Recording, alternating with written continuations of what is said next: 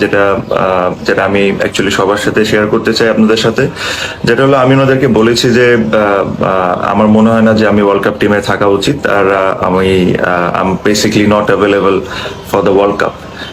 এটার দুই তিনটি কারণ আছে।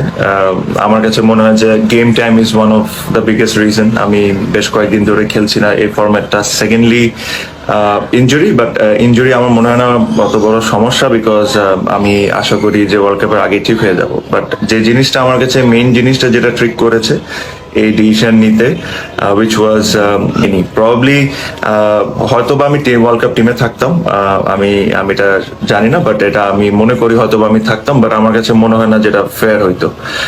So I have convey my messages to both president and the selectors. আর সো এটাই, প্রবাবলি এই ওয়ার্ল্ড কাপে আপনারা আমাকে দেখবেন না, বাট বাট আমি এতটুকুই বলতে পারি যে I wish all the best for the team for this series and the world cup.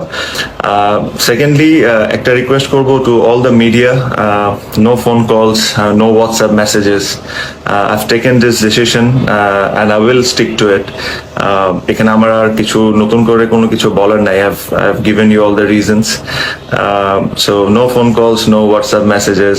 আশা করি আপনারা আমার প্রাইভেসিটাকে সম্মান করবেন আর আমার ডিসিশনটাকে রেসপেক্ট করবেন।